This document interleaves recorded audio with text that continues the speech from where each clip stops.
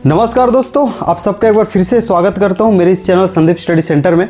ना सिर्फ सीजीपीएससी बल्कि व्यापम के द्वारा आयोजित होने वाली सभी एग्जाम सीजी सब्जेक्ट है, सीजी के जितने भी खंड है वो काफ़ी इंपॉर्टेंट होता है। बोल सकते हो छत्तीसगढ़ के जनजाति और इतिहास के ये दोनों ही खंड में, ठीक है, एक टॉपिक कॉमन है जो कि जनजाति विद्रोह है। इसको हम लोग जनजाति में भी पढ़ सकते हैं और इसको इतिहास में भी पढ़ सकते हैं, क्योंकि इतिहास में आप काकती वंश देखोगे, उनके शासकों के बारे में जब हम लोग पढ़ते हैं या फिर पढ़ाया भी हूँ मैं, ठीक है। इसके पहले वाली जो वीडियो थी वो काकती वंश पे थी। वहाँ पे हमने कहा था कि बहुत सारे विद्रोह पे हम लोग बात करने वाले हैं, ठीक है। और इसको जनजाति विद्रोह है तो जनजाति में भी इसको पढ़ा जा सकता था। आज की इस क्लास में, ठीक है ना, दो तरीकों से हम लोग देखने वाले हैं। पहला, सबसे पहले तो इसके कारणों को देखेंगे। प्रत्येक जनजाति है ना, प्रत्येक जनजाति विद्रोह के कारणों को देखेंगे, उसके घटनाक्रम को समझने की कोशिश करेंगे, परिणाम को देखेंगे, और लास्ट में ये तो रहा पहला तरीका कि उसकी स्टोरी को समझें, उसके कारणों को समझें, ठीक है, उसके घटनाक्रम को समझें, क्योंकि समझते हुए पढ़ेंगे तो ज़्यादा चीज़ें याद होंगी।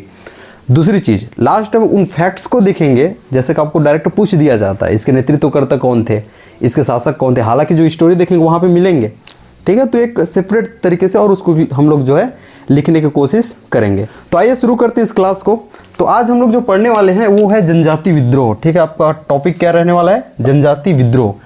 आप देखेंगे 18वीं शताब्दी, कुछ सुन लीजिए, 18वीं शताब्दी के उत्तरार्ध में और ये जाके कहाँ तक, 20वीं शताब्दी तक अनेक जनजाति विद्रोह आपको देखने को मिलता है। और ज़्यादातर जनजाति विद्रोह जो है बस्तर संभाग में आपको देखने को मिलता है, ठीक है। और बस्तर संभाग में ज़्यादातर जनजाति विद्रोह आपको देखने को मिल रहा है।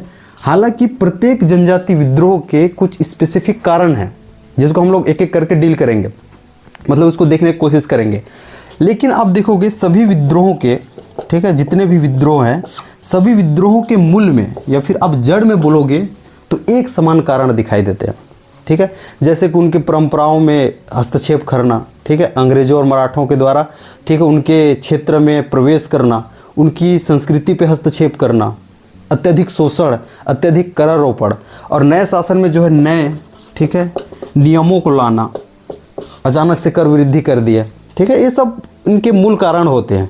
सभी जनजातियों में लगभग, जनजाति जो विद्रोह देख रहे हैं लगभग यही कारण आपको देखने को मिलेंगे, लेकिन स्पेसिफिक कारणों पे भी हम लोग चर्चा करेंगे। तो ये तो रहा इनिशियली बात। आज की इस वीडियो में सिर्फ दो विद्रोह पे बात करूंगा। तो पहला आपको विद्रोह पढ़ना है, इसको लिख लेंगे, है ना, हल्बा रिवोल्ट या फिर हल्बा विद्रोह के बारे में। तो पहला आपका क्या है? हल्बा विद्रोह, जनजाति विद्रोह आपके टॉपिक है ना। इसमें से पहला हम लोग देखने वाले हैं, इसको अच्छे से देखेंगे। हल्बा विद्रोह के इसके कारण को समझें एक बार आप, ठीक है। हम लोग लास्ट में जरूर लिखेंगे, इसके दो खंड होंगे, दो तरीकों से हम लोग पढ़ेंगे। सबसे पहले आप इसको कारण को देखने की कोशिश करेंगे, ठीक है। तो ये कारण होता है इसके दरिया देव और अजमेर सिंह। अगर आपने काकती वंश पढ़ा है तो आपके लिए बहुत ईजी हो जाएगा, क्योंकि वहाँ मैंने सब कुछ बता दिया है, ठीक है। लेकिन फिर भी हम लोग यहाँ पे देखेंगे कारण पे। आप देखेंगे अजमेर सिंह और दरिया देव, ठीक है, इनके मध्य क्या होता है? सत्ता का संघर्ष होता है। और इसके पहले भी इनके पिता का नाम क्या होता है? दलपत देव होता है, ठीक है। तो समझना, दलपत देव की मृत्यु के बाद, ठीक है, जो कि कौन है? काकती रूलर है। दलपत देव के मृत्यु के बाद इसके दोनों पुत्रों में, ठीक है, एक का नाम क्या होता है? अजमेर सिंह, और दूसरे का नाम क्या होता है? ठीक है, दरिया देव। दोनों पुत्रों में सत्ता संघर्ष, ठीक है, और यही हल्बा विद्रोह का कारण बनता है। आगे कैसे बनेगा देखेंगे। तो अब यहाँ पे समझने की कोशिश करेंगे, ठीक है, समझने की कोशिश करेंगे। दलपत देव की मृत्यु हो गई, इनके दो पुत्र अजमेर सिंह और क्या? दरिया देव। ये दोनों के मध्य सत्ता संघर्ष होता है। आगे क्या होता है देखेंगे। इनिशियली लेवल पर या फिर आरंभिक तौर पर, ठीक है, अजमेर सिंह, इसको अच्छे से देखना, अजमेर सिंह, ठीक है, दरिया देव को पराजित करते हैं। तो आरंभिक तौर पर अजमेर सिंह क्या करते हैं? जीत जाते हैं और दरिया देव को, ठीक है, ये हरा देते हैं। दरिया देव पराजित होता है आरंभिक तौर पर। इस प्रकार से इनिशियली आप देखेंगे तो अजमेर सिंह, ठीक है, सत्ता का जो बागडोर है अपने हाथों में संभालते हैं। तो अब तक एक बार समझने की कोशिश करेंगे। दलपत देव की मृत्यु हो जाती है, काकती रूलर है, ठीक है। अगर आप काकती वंश देखें तो ज़्यादा आपको अच्छे समझ में आएगा। फिर कह रहा हूँ, तो दलपत देव की मृत्यु होती है, उनके दो पुत्र अजमेर सिंह और दरिया देव, इनके बीच में सत्ता संघर्ष स्टार्ट होता है, ठीक है। आरंभिक तौर पर अजमेर सिंह दरिया देव को, ठीक है, पराजित करते हैं, फिर दरिया देव पराजित हो जाता है। और इस प्रकार सत्ता के जो बागडोर है, ठीक है, कौन संभालते हैं? अजमेर सिंह संभालते हैं, अपने हाथों में ये ले लेते हैं। तो आरंभिक तौर पर सत्ता किसको मिल गया है? अजमेर सिंह को मिल गया है, ठीक है। यही नहीं, इसके बाद जो दरिया देव है, इसको मैंने आपको बताया, ठीक है, इधर बता दे रहा हूँ। दरिया देव अब ये षड्यंत्र रचना स्टार्ट करते हैं। षड्यंत्र रचते हुए ये अपने दुश्मनी शक्तियों से, ठीक है, दुश्मनी शक्तियों से हाथ मिला बैठते हैं। किससे किससे? एक हो जाएगा आपके जयपुर के शासक विक्रमदेव से, दूसरा हो जाएगा भोसलाओं से, ठीक है, मतलब ये मराठा है ना। तीसरे हो जाएंगे ये अंग्रेज अधिकारी, इसको अच्छे से देखना, अंग्रेज अधिकारी जॉनसन से, लिख लीजिएगा, ठीक है, अंग्रेज अधिकारी जॉनसन से। इससे ये हाथ मिला बैठते हैं। क्या कर रहे हैं? षड्यंत्र कर रहे हैं, क्योंकि अजमेर सिंह एक बार इसको शुरू लेवल पे हरा के क्या किया है, सत्ता पे बैठ गया है, ठीक है, जो कि यही योग्य था, इसी को मिलना था, ठीक है, जो कि सही था, ठीक है। लेकिन इसने क्या किया, इसको जो है सत्ता चाहिए, तो ये क्या कर रहे हैं? षड्यंत्र कर रहे हैं। किससे हाथ मिला रहे हैं? जयपुर शासक विक्रमदेव से, ठीक है, भोसलाओं से मिला रहे हैं, अंग्रेज अधिकारियों से मिला रहे हैं। ये जॉनसन का नाम यहाँ पे लिख लेना। इनसे ये हाथ मिला बैठते हैं और इस प्रकार हलवा विद्रोह का जन्म होता है। क्योंकि अब विद्रोह करेगा, क्यों हाथ मिला है? विद्रोह करने के लिए षड्यंत्र रच रहा है। हलवा विद्रोह का इस प्रकार क्या होता है? जन्म होता है। यहाँ पे याद रखना, अजमेर सिंह को, ठीक है, हलवाओं का पूर्ण समर्थन प्राप्त होता है। इसको अच्छे से लिखेंगे, अजमेर सिंह को हलवाओं का पूर्ण समर्थन प्राप्त होता है। तो अब आपको समझ में आ गया पृष्ठभूमि, ठीक है ना, यहाँ पे आपकी क्लियर हो चुकी है। उसके बाद आप देख भी रहे हो किस प्रकार से जो है ये तैयार हो रहा है। अब यहाँ पे विद्रोह होता है, क्लियर है। तो अजमेर सिंह के साथ कौन कौन है? हलवाओं लोग हैं, ठीक है, और इसके साथ ये तो षड्यंत्र रचा ही है, ठीक है, इनसे हाथ ही मिलाया ही है, ठीक है। अब यहाँ पे आपको देखना होता है इसका परिणाम क्या होता है। हालांकि यहाँ पे, ठीक है, आप देखोगे तो आपको कोड़पाड़ की संधि का भी यहाँ पे जिक्र करना होगा, क्योंकि जो है उसके बाद से बस्तर की स्वतंत्रता समाप्त होती है, क्योंकि दरिया देव मराठों की अधीनता स्वीकार लेते हैं, ठीक है, उसको भी देखना होगा, मेंशन हम लोग जरूर करेंगे। तो यहाँ तक की बातें समझ में आ गई होगी, तो सीधा आप आ जाना। मैं लिखाऊंगा आपको, शासक लिखाऊंगा, विपक्षी कौन है, नेतृत्वकर्ता कौन है, इसके टाइम पीरियड भी है ना, वो हम लोग लास्ट में देखेंगे। एक बार आप समझने की कोशिश करना। तो अब यहाँ पे सीधा आप परिणाम पे आ जाओ, ठीक है, क्योंकि आपको समझ में आ गया है किस प्रकार से हो रहा है। परिणाम ये होता है कि 1777 में, ठीक है, 1777 ईस्वी में अजमेर सिंह की मृत्यु हो जाती है। मतलब इस विद्रोह में मृत्यु हो जाती है, और अजमेर सिंह को किसका समर्थन प्राप्त है? हलवाओं का। 1777 ईस्वी में अजमेर सिंह की मृत्यु हो जाती है, एवं हलवाओं का भीषण रक्तपात होता है। और इस प्रकार दरियादेव का सपना पूरा होता है, उसे सत्ता मिल जाती है। षड्यंत्र रचते हुए, षड्यंत्र के तहत उसे सत्ता मिल जाती है। लेकिन इतने ही नहीं, ये पहला चीज़ आपको समझ में आ गया। दूसरा चीज़, हलवा विद्रोह के बाद कोड़पाड़ की संधि होती है। इसको अच्छे समझेंगे, कब होती है इसको लिख लेना, 6 अप्रैल 1778 को। किनके मध्य हो रही बता रहा हूँ। ये कोड़पाड़ की संधि क्यों हुई? क्योंकि दरियादेव को जब इन लोग सहायता कर रहे हैं, जयपुर शासक विक्रमदेव, ठीक है, आपके भोसलाओं के द्वारा सहायता किया जा रहा है, क्योंकि इसी के सैन्य सहायता की मदद से जो है ये विद्रोह सफल हुआ है। इसके लिए, किसके लिए? दरियादेव के लिए, ठीक है। तो याद रखना, जयपुर शासक विक्रमदेव से हाथ मिलाया है, भोसलाओं से इन्होंने हाथ मिलाया है, अंग्रेज अधिकारी जॉनसन से। तो ये कुछ शर्त रखेंगे ना, ऐसी ही तो मदद नहीं करेंगे, ठीक है। तो इन्होंने कुछ शर्त रखा, ठीक है, कि हमें ये चाहिए, इसलिए कोड़पाड़ की संधि करनी पड़ी, ठीक। और इसके तहत जयपुर शासक को है ना कुछ क्षेत्र मिले हैं, भोसलाओं को मिले हैं, भोसलों की अधीनता ये स्वीकार कर लेते हैं, ठीक है। ये सब चीज़ आपको डिटेल में अगर कोड़पाड़ की संधि देखनी है तो आप काकती वंश वाली वीडियो देखेंगे, ठीक। यहाँ पे क्योंकि उसको फिर अनावश्यक हम लोग नहीं खींचेंगे, बस इतना याद रखना है। कोड़पाड़ की संधि 6 अप्रैल 1778 में किनके मध्य हुई है? दरियादेव, आगे हम लोग देखेंगे, दरियादेव प्लस ये तीनों, इसको लिख लेना। लेकिन भोसलाओं में यहाँ पे लिखना है, यहाँ पे लिख ही लेते हैं। कोड़पाड़ की संधि 6 अप्रैल 1778 में हुई, किसके मध्य हुई? लिखना, दरियादेव, इसके साथ किसके? जयपुर शासक विक्रमदेव, इसको लिखेंगे। दूसरा, इसके साथ और कौन? भोसलाओं के द्वारा जो है, भोसला के प्रतिनिधि आया था, ठीक है, सेनापति आया था, ठीक है, भोसला सेनापति आविर राव, ठीक है, क्योंकि जो है उसके शासक आ नहीं पाया था, मैंने आपको बताया था। तो आविर राव आया था उनकी तरफ से, भोसलाओं की तरफ से, ठीक है। उसके बाद देखेंगे, ये तो रहा विक्रमदेव, और ठीक उसके बाद ये आपके आविर राव हो गया, अंग्रेज अधिकारी जॉनसन। इनके मध्य कोड़पाड़ की संधि होती है 6 अप्रैल 1778 को, इसको आपको याद रखना है।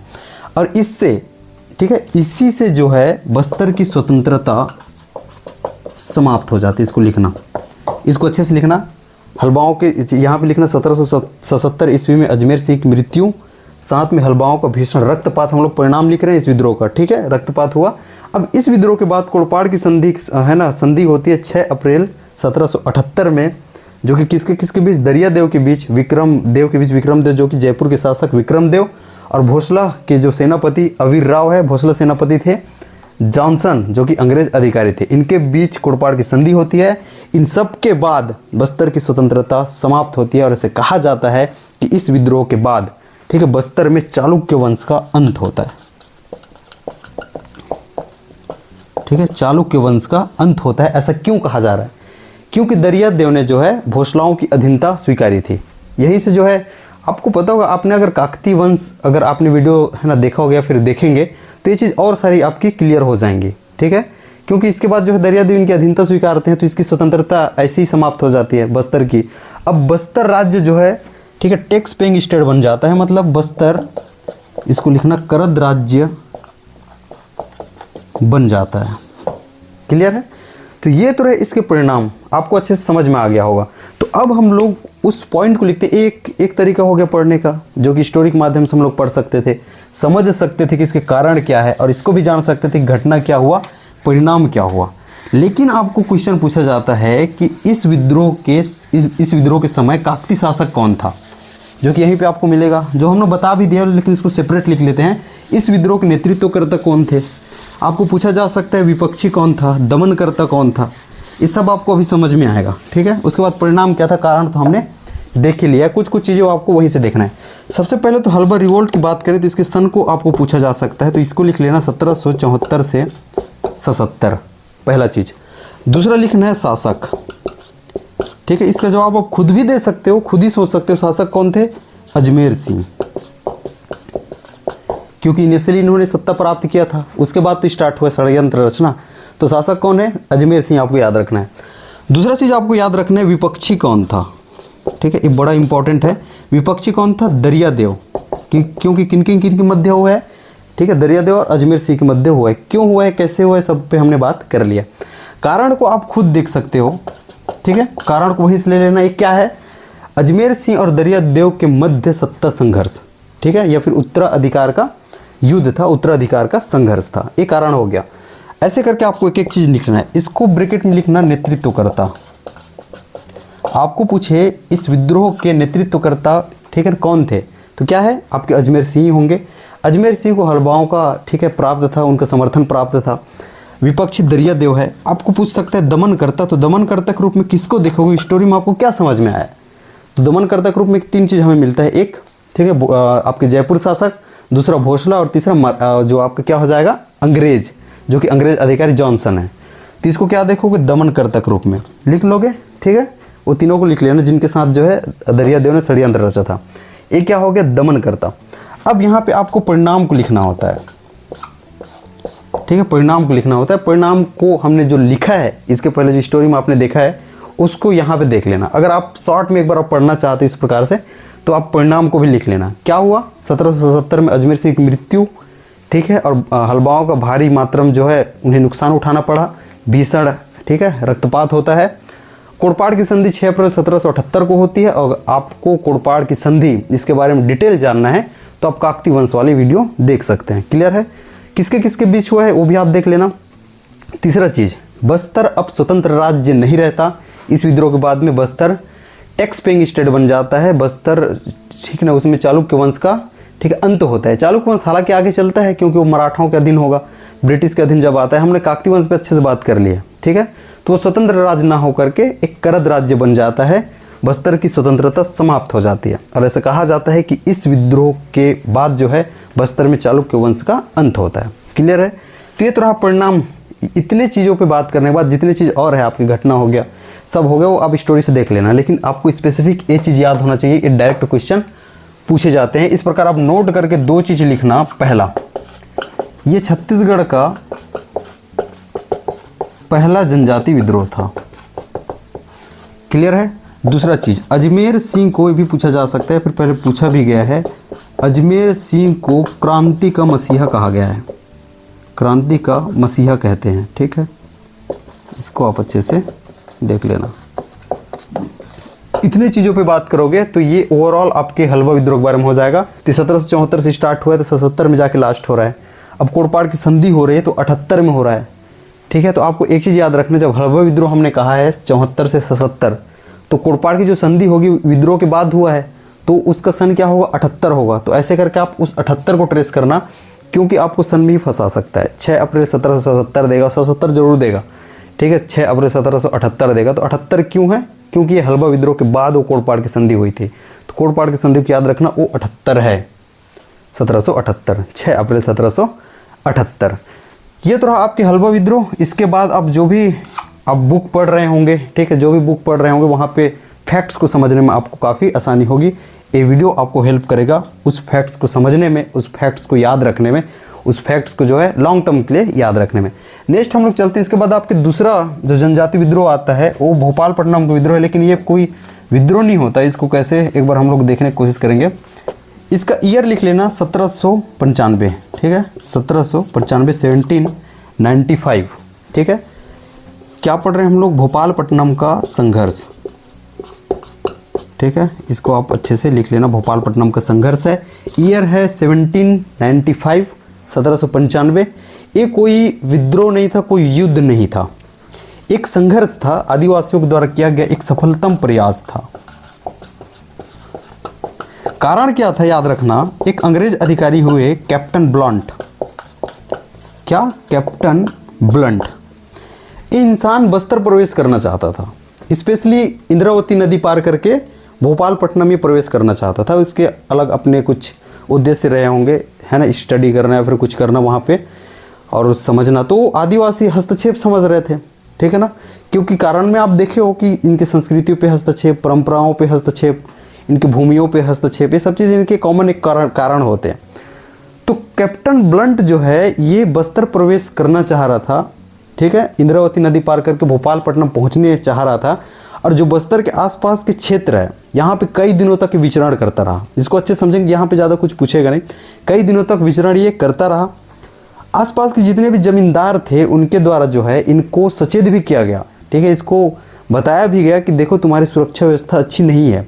इनकी सुरक्षा व्यवस्था को लेके आसपास के जमींदार इन्हें सचेत भी करते रहे। इसके बावजूद ये जो है बलपूर्वक इच्छा से, आप यही पढ़ते हो ना, बलपूर्वक इच्छा से प्रवेश करने की कोशिश करते हैं और अंततः इस क्षेत्र के आदिवासियों का इन्हें, या फिर इस क्षेत्र के आदिवासियों के तीव्र आक्रोश का इन्हें सामना करना पड़ता है और अंततः ये वापस लौट जाते हैं। बस इतने ही है।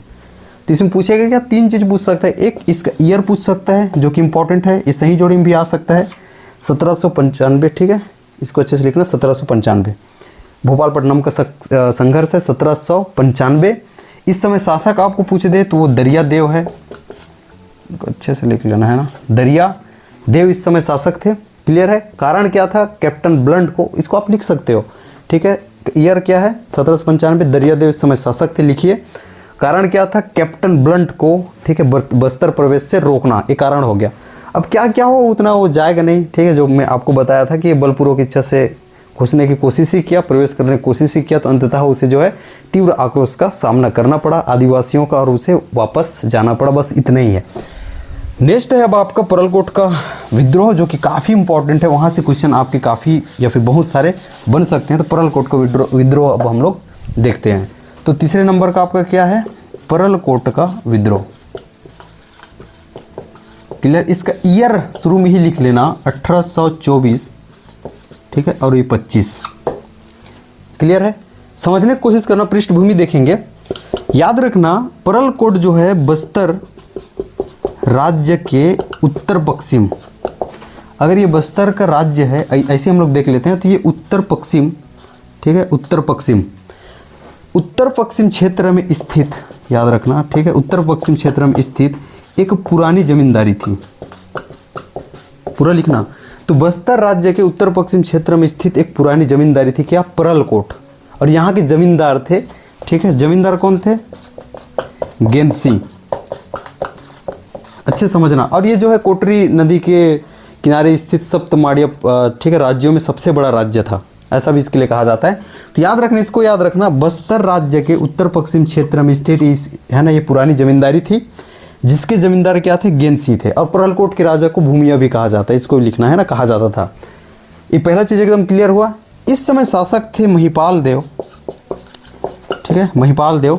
तो महिपाल देव के समय, अभी शासक में आ जाएगा, हम लोग जो लिखते हैं नेतृत्वकर्ता, ठीक है, नेतृत्वकर्ता कौन है, शासक कौन थे, ठीक है। तो सबको हम लोग देखेंगे, जो आप बुक पढ़ते हो, जो क्वेश्चन पूछे जाते हैं वो यही है कि शासक कौन थे, नेतृत्वकर्ता कौन थे। लेकिन हम लोग समझने की कोशिश करें तो वो आसानी होगी, ठीक। तो बस्तर राज्य के उत्तर पश्चिम क्षेत्र में स्थित पुरानी जमींदारी थी, जिसके जमींदार कौन थे, गेनसी थे। महिपाल देव इस समय काकतीय शासक हैं। तो महिपाल देव के शासनकाल में या फिर इस समय जब ये शासक थे, ठीक है, इसी समय क्या हुआ, कारण को देखेंगे। मराठा एवं, ठीक है, मराठों का एवं अंग्रेजों का इस क्षेत्र में प्रवेश, ठीक है, प्रवेश होने लगा। दूसरा चीज, इस क्षेत्र में अत्यधिक शोषण होने लगा, ठीक है, अत्यधिक शोषण, और साथ में लिखना अत्यधिक करारोपण। क्लियर है, दो चीज। इस समय शासक है कौन, ठीक है, महिपाल देव। और ये परलकोट क्या है, ये बस्तर राज्य के उत्तर पश्चिम क्षेत्र में स्थित एक पुरानी जमींदारी है, जिसके शासक कौन है, गेनसी है। इसका कारण क्या है, इस विद्रोह के कारण क्या है, पहला मराठों का एवं अंग्रेजों का इस क्षेत्र में प्रवेश, दूसरा अत्यधिक शोषण, अत्यधिक करारोपण। क्लियर है, समझ में आ रहा है स्टोरी। अब ये जो कारण है इनके, अत्यधिक शोषण, अत्यधिक करारोपण, ठीक है, और उनका जो प्रवेश है, इन सब से तरस आकर अबुझमाड़ियों ने, याद रखना आगे इसके कंटिन्यू करते हैं, जो कारण हमने बताया था, इन सब से तरस आकर अबुझमाड़ियों के द्वारा यह निर्णय लिया जाता है कि हम लोग विद्रोह करेंगे, क्योंकि हस्तक्षेप कर रहे हैं, अधिक लोग शोषण कर रहे हैं, अत्यधिक ये करारोपण कर रहे हैं। क्लियर है, विद्रोह करेंगे। और इस प्रकार से इनका एक उद्देश्य होता है, ठीक है, अबुझमाड़ को शोषण मुक्त बनाना, या फिर अबुझमाड़िया ऐसे संसार की रचना करते थे या फिर करना चाहते थे, ऐसे क्षेत्र की रचना करना चाहते थे जो शोषण मुक्त रहे, क्योंकि अत्यधिक शोषण हो रहे थे। तो याद रखना, कारण अलग है, उसके बाद विद्रोह करने का निर्णय ले रहे हैं, और उद्देश्य आपको पूछा जा सकता है अलग से, इनका उद्देश्य क्या था। तो इनका उद्देश्य था एक ऐसे क्षेत्र की रचना करना चाहते थे जो कि क्या रहे, शोषण मुक्त रहे। एक बार फिर से आना कारण पे। कारण क्या था, तीन कारण। आपको मल्टी लाइनर जो आजकल का ट्रेंड चल रहा है क्वेश्चन पूछने का, वहां पे पूछा जा सकता है, इसलिए बार बार बता रहा हूं। पहला, मराठों का, अंग्रेजों का इनके क्षेत्र में प्रवेश, परलकोट में प्रवेश, ठीक है। दूसरा, अत्यधिक शोषण। तीसरा, अत्यधिक करारोपण। इन सब से अबुझमाड़ियों ने, ठीक है, यह निर्णय लिया, फिर इन सब से तरस आके, एक कारणों से तरस आके इन्होंने निर्णय लिया कि क्या करना है, विद्रोह करने के इनके द्वारा निर्णय लिया गया। और इस प्रकार इनका उद्देश्य सामने आता है, और ये चाहते हैं शोषण मुक्त अबुझमाड़ क्षेत्र, या फिर शोषण मुक्त, ठीक है, एक क्षेत्र की निर्माण करना। एकदम क्लियर है। अब इनके द्वारा जो है ये चीज़ किया गया, ठीक है, निर्णय लिया गया। और ये इसका निर्णय जो है या फिर इसकी योजना, इस विद्रोह करने की योजना एक घोटुल में भी बनाते थे। एक पॉइंट ये भी लिख लेना, एक घोटुल में भी, ठीक है, इसकी योजना बनाने लगे। यहां तक क्लियर है। अब आगे क्या हुआ देखना, जब ये निर्णय ले रहे हैं, आगे क्या हुआ देखना। एक डेट याद रख लेना, 24 दिसंबर, ठीक है, 1824।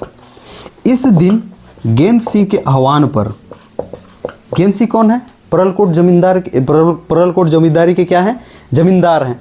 इसके आह्वान पर सभी अबुझमाड़िया, ठीक है, सभी जितने भी अबुझमाड़िया थे, ये सभी के सभी परलकोट में एकत्रित होते हैं। किस प्रकार से हो रहा है इसको देखना है, घटनाक्रम है ना। कारण आपको समझ में आ गया है, उद्देश्य इनका समझ में आ गया है, परलकोट क्या है समझ में आ गया है, इस समय शासक कौन थे समझ में आ गया है। अब आपको नेतृत्वकर्ता का आंसर मिल रहा है, जो कि कौन होगा, गेंद सिंह। हिस्टोरिक समझो, लास्ट हम सब लिखेंगे। तो गेंद सिंह के आह्वान पर 24 दिसंबर 1824 को परलकोट में सभी अबुझमाड़िया क्या है, एकत्रित हो रहे हैं। क्लियर है। और देखते ही देखते 1825 के प्रारंभ में, क्योंकि दिसंबर चल रहा है, ठीक है, तो 1825 के प्रारंभ या फिर जनवरी 1825, ठीक है, इस समय जो है ये देखते ही देखते विद्रोही जो है अबुझमाड़ से चांदा तक, चांदा कहाँ, महाराष्ट्र, यहाँ तक ये पहुँच जाते हैं, यहाँ तक ये पहुँच जाते हैं। अब इसके बाद आगे क्या करते हैं, धाड़ा वृक्ष के टहनियों को, ठीक है, इसको अच्छे से लिख लेना, टहनियों को ये विद्रोह के प्रतीक स्वरूप एक स्थान से दूसरे स्थान भेजना शुरू करते हैं। क्या हो रहा है, 24 दिसंबर, ठीक है, 1824 को इस इनके आह्वान पर, जो कि नेतृत्व करता है, परलकोट में एकत्रित होते हैं। क्लियर है। 1825 के प्रारंभ में अबूझमाड़ से चांदा तक ये पहुंच जाते हैं। एक स्थान से दूसरे स्थान पर जो है ना धावड़ा वृक्ष के टहनियों को एक से दूसरे स्थान तक ये भेजना शुरू करते हैं। इनकी इन गतिविधियों से मराठों में दहशत फैल जाती है। क्लियर है। अब इसके बाद वो कुछ करेंगे, ठीक है। तो ये आपको समझ में आ रहा है किस प्रकार से हो रहा है। अब ये इसीलिए आप पढ़ते हो धावड़ा वृक्ष क्या है, प्रतीक चिन्ह है। यहाँ पे मत लिखो, मैं लास्ट में सब लिखाऊंगा। क्लियर है, जो आप समझो एक बार, ठीक है, क्यों लिखा रहता है। अब इसके बाद जो है, ठीक है, एक चीज़ याद रखना, बस्तर का प्रभारी सुपरिटेंडेंट, इसको लिखना सुपरिटेंडेंट, ठीक है, फ्रीडजराय, इसको अच्छे से लिखना। बस्तर का सुपरिटेंडेंट कौन है, फ्रीडजराय। इनके द्वारा, ठीक है, चांदा के, ठीक है, कैप्टन याद रखना क्योंकि चांदा तक पहुंच गए हैं। इनके द्वारा जो है मदद ली जा रही है, किनके द्वारा, ठीक है, बस्तर के प्रभारी सुपरिटेंडेंट कौन थे, फ्रीडजराय। इनके द्वारा जो है चांदा के कैप्टन, क्या नाम है उसका, पीयू, से मदद ली जाती है। क्योंकि इन्हें अब जो है विद्रोह को दबाना है, विद्रोह को नियंत्रित करना है। तो जो है आपके बस्तर के, ठीक है, प्रभारी सुपरिटेंडेंट फ्रीडजराय, इनके द्वारा चांदा के, ठीक है, कैप्टन से क्या ली जाती है, मदद ली जाती है। लेकिन इसके आगे का आपको याद रखना है, छत्तीसगढ़ के, ठीक है ना, अधीक्षक एगेन्यू, छत्तीसगढ़ के अधीक्षक कौन थे इस समय, एगेन्यू। उनके द्वारा याद रखना चांदा के पुलिस कैप्टन पैबे, आगे इसके बाद लिख लेना, ठीक है, उसके कंटिन्यू करना है ना। छत्तीसगढ़ के अधीक्षक कौन होंगे, एगेन्यू। इनके पहल पर, ठीक है, यही ज़्यादा इंपॉर्टेंट है, ये पूछा जा सकता है आपको। एगेन्यू इनके पहल पर या फिर इनके द्वारा, याद रखना, चांदा के पुलिस कैप्टन, ठीक है, पुलिस कैप्टन कौन, पैबे। इसलिए पैबे को आप पढ़ते हो, ये दमन करता है, कैसे याद रखना। तो अधीक्षक एगेन्यू के द्वारा या फिर इसके पहल पर चांदा के पुलिस कैप्टन पैबे, इसके नेतृत्व में, इसके लीडरशिप में एक सैन्य समूह गठित की जाती है। एक सैन्य समूह या फिर सैन्य टुकड़ी, याद रखना, ये भेजी जाती है विद्रोह के दमन के लिए। स्टोरी आपको समझ में आ रहा है। ये भेजी लास्ट में और समझ रहा हूँ, ये भेजी जाती है, ठीक है। अब ये जो सैन्य टुकड़ी है, जिसको लीड कौन कर रहे हैं, पैबे कर रहे हैं, ये परलकोट को घेर लेते हैं, ठीक है, घेर लेते हैं। और 10 जनवरी, ये डेट याद रख लेना, लास्ट में हम लोग सब लिखेंगे एक बार, 10 जनवरी 1825 को गेंद सिंह सहित सभी विद्रोहियों को, ठीक है, गेंद सिंह सहित सभी विद्रोहियों को गिरफ्तार कर लिया जाता है, ठीक है। तो 10 जनवरी 1825, ये आपको याद रखना है, ये परलकोट को इनके द्वारा घेरा गया। 10 जनवरी 1825 को गेंद सिंह के साथ में जितने भी है ना क्रांतिकारी थे, सभी क्रांतिकारियों को या फिर विद्रोहियों को गिरफ्तार कर लिया गया। कब कर लिया गया, 10 जनवरी 1825 को। इन सब पर मुकदमा चलाया गया। और आपको पता है 20 जनवरी, इसको अच्छे से लिखना है ना, 20 जनवरी 1825 को गेंद सिंह को फांसी दे दी जाती है, ठीक है। यही क्वेश्चन आता है ना, गेंद सिंह की फांसी कब हुई, उसकी गिरफ्तारी कब हुई, या इसके नेतृत्वकर्ता कौन थे, शासक कौन थे, यही क्वेश्चन आता है, लास्ट में हम लिखेंगे तो याद रहेगा। 20 जनवरी, ये न जाने कितने बार पूछा गया है, 20 जनवरी 1825 को गेंद सिंह को जो है फांसी दे दी जाती है। और इस प्रकार ये, ठीक है, बस्तर का प्रथम शहीद कहलाते हैं। हम लोग लिखेंगे, है ना, प्रथम शहीद ये कहलाते हैं। इसको एक बार अब लिखने की कोशिश करना, साथ में एक बार और समझ लेंगे। परलकोट का विद्रोह हम लोग पढ़ रहे हैं। सबसे पहले आपको ये पूछा जा सकता था ईयर, जो कि 1824, ठीक है, 25 है। क्लियर है। परलकोट क्या थी, परलकोट, ठीक है, बस्तर राज्य के उत्तर पश्चिम क्षेत्र में स्थित एक पुरानी जमींदारी थी, जिसके, ठीक है, जिसके जमींदार कौन थे, गेंद सिंह थे। और इस समय बस्तर में एक शासक कौन था, इस समय बस्तर में शासक कौन था, उसको आपको याद रखना है, महिपाल देव। तो अब आपको शासक पूछे तो कौन हो जाएंगे, महिपाल देव। आपको नेतृत्वकर्ता पूछे कौन हो जाएंगे, गेंद सिंह, जो कि परलकोट के जमींदार थे। परलकोट के राजा को भूमिया कहा जाता था। एक फैक्ट तो आप ये भी लिख सकते हो। इसका कारण क्या था, 3 कारण आपको लिखना है। पहला, अत्यधिक करारोपण, दूसरा अत्यधिक शोषण, तीसरा इसको लिखेंगे, है ना, अत्यधिक करारोपण, अत्यधिक शोषण, और तीसरा जो है मराठों अंग्रेजों का इस क्षेत्र में प्रवेश। इन सब से तरस आकर मैंने कहा था कि, ठीक है, अबूझमाड़ियों के द्वारा यह निर्णय लिया जाता है कि विद्रोह करना है, और इनका एक उद्देश्य सामने आता है। वो क्या था, शोषण मुक्त अबूझमाड़ की रचना करना, या फिर ऐसे क्षेत्र की रचना करना जो कि शोषण मुक्त रहे। एकदम क्लियर है। अब इसके बाद क्या किया जाता है आपको पता है, एक डेट आपको याद रखना है 24, ठीक है, दिसंबर 1824। इस दिन जो है गेंद सिंह के आह्वान पर सभी औजमाड़िया एक जगह एकत्रित होते हैं परलकोट में, ठीक है, एकत्रित होते हैं और वहाँ पे योजना बनाई जाती है किस प्रकार से हमें करनी है, आपको पता ही है। अब इसके आगे इन लोग चलेंगे, ठीक है, तो क्या करेंगे, धावड़ा वृक्ष, 1825 वाला नहीं बता रहा हूँ है ना कि वो चांदा तक पहुँच गए थे, ठीक है, सीधा आना धावड़ा वृक्ष। इसके टहनियों को विद्रोह के प्रतीक स्वरूप के रूप में जो है ये एक स्थान से दूसरे स्थान भेजना शुरू करते हैं। तो धावड़ा वृक्ष के टहनी को क्या पूछा जा सकता है आपको, इस विद्रोह का प्रतीक चिन्ह क्या था, ठीक है, इसका भी जवाब मिल गया। तो शासक मिल गया, नेतृत्वकर्ता क्या थे, कारण आपको पता चल गया, 24 दिसंबर 1824 को क्या हुआ था ये भी समझ में आ गया है, धावड़ा वृक्ष क्या था ये भी आपको समझ में आ गया है।